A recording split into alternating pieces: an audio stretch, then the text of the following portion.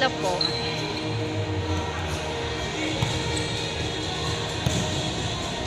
Panin. Opo. Grade 8. Tapos yung isa po, 4. Tapos 3 po. Grade 3. Magkasunod po yung ganyan. Isa pa kami gagawin. Simpleng papasok ka lang ganyan.